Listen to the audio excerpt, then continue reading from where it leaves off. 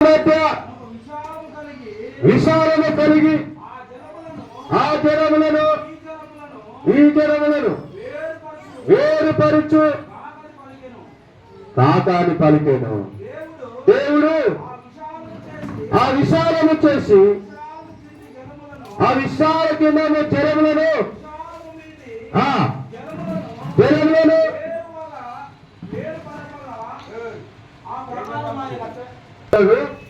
మూడవది చూద్దాం. చదువు మూడవది. దేవుడు ఆ విశాలము చేసి జనములను వేరుపరచగా ఆ ప్రకారమాయను. దేవుడు ఆ విశాలమునకు ఆకాశమును పేరు పెట్టాడు. అసలు ఉదయము కలగగా రెండవ దినముగా దేవుడు 6 నెలల కనబడును కాక అని పలుకగా ఆ ప్రకారం ఆయన.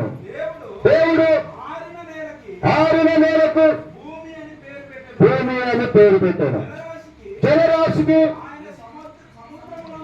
ఆయన సముద్రం అని పేరు పెట్టాను. అది మంచిదని దేవుడు చూస్తున్నా.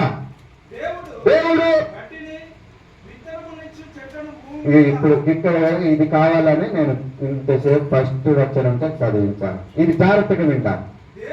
దేవుడు వాటిని విత్తనములిచ్చు చెట్లను భూమి మీద తమ తమ జాతుల ప్రకారము తమలో విత్తనము గల ఫలమిచ్చు వృక్షములను భూమి మెరిపించును కాకాని పలకగా ఆ ప్రకారము ఆయన.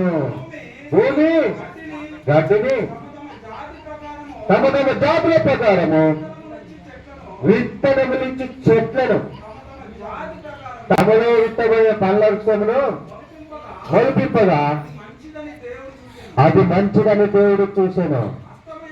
అస్తమయము ఉదయం కలగా మూడవ దినము ఆయన. ఇక పేదగా పోయింది కదా, ఇది 3వ రోజు. చివరిగా చూద్దాం. చివరి 6వ మాట, 6వ చివరి మాట. దేవుడు పగటిని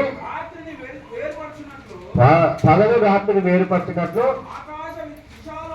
ఆకాశ విశాలమందు జ్యోతులు కలుగునుగా కానీ అవి సూచనలను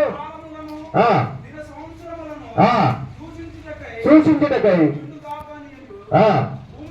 భూమి మీద వెలిగించుటకు ఆకాశమందు